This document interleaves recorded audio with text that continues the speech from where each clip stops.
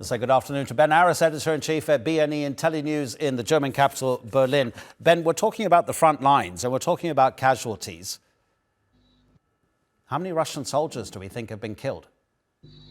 Oh, that's extremely hard. It really is difficult, isn't it? The numbers are all over the place, but there's been confirmed reports. I mean, the BBC and Medusa have counted, death notices and compensation that's been paid, and that compensation is going through the Russian banks, and so therefore it's visible because those numbers are reported, and that puts the number at least 100,000. But the estimates are like 2, 3, possibly even 4 times that much. It's very difficult to say. It's a secret on both sides. Neither side are admitting to the casualties, the casualty rates. Okay, well, I've asked you this question before. How much more pain can the Russian military take? How much more pain can the people of Ukraine take? Well, that's another difficult question. I mean, the Russians are famously good at taking pain. They have this stoical attitude to life. One of my favorite Russian expressions is, life is hard, but at least it's short. And they take that mentality into everything they do, and they're just good at suffering. It's one of the national talents. So it comes down to population size, and at the end of the day, Russia has 3 times the population. It hasn't done a full mobilization. It's just it's a combination of 100,000 that they took mainly from the poor regions like Dagestan, plus the incredibly generous payments for volunteers, and that's kept the army manned and recruits enough to keep it possible to rotate the troops in the front line.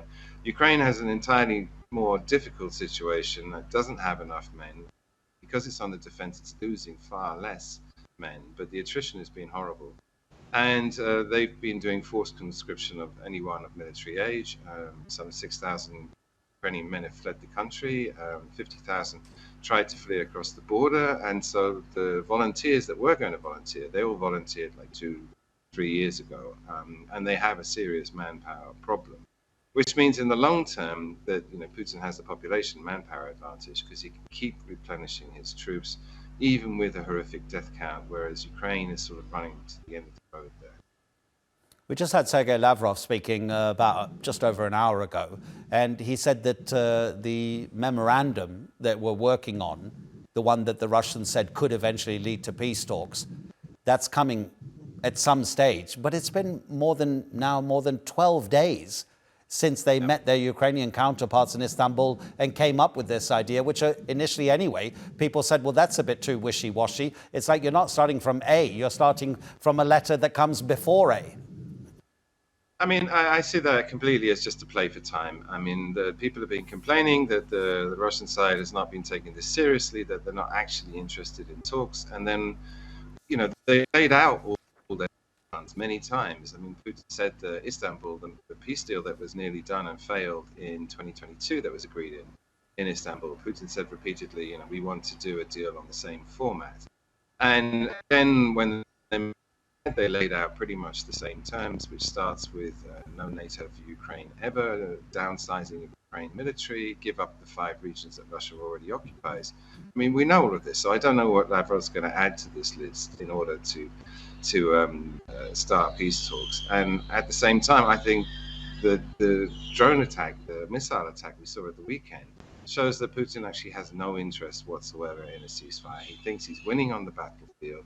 We're just coming into the summer fighting season, the main combat season, and that he believes that he's going to continue to make advances. And so they're just playing for time, basically to keep Trump, off balance, so that Trump doesn't pull the trigger with sanctions that he's threatening, that Trump doesn't walk away from the negotiations, because as long as he's in there, the Europeans are also over a barrel because they're trying desperately to keep the Americans on board. So Trump is in charge, and I think this is just a psychological play to spin out the combat as long as possible. So Lavrov is, offering this never, never document that when it comes won't say anything new, lead to any progress in the ceasefire. Ben, you said the Russians have a history of being able to take extreme pain. Oh, I put the extreme in there. Sorry about that. But will it make, therefore, any difference if the Europeans, all of them, follow Friedrich Merz, the German Chancellor's way of thinking, and now saying to Ukraine, use our missiles to hit anything you want, whenever you want, including if it's in Russia. That's effectively what Merz is saying.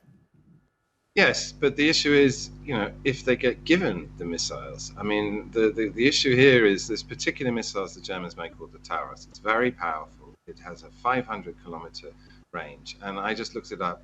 That means that it would push Russian logistics, planes, barracks, ammo dumps, everything out of all of the regions, Russian regions, that run down the Ukrainian border into the other regions. And this would create a logistic nightmare for the Russians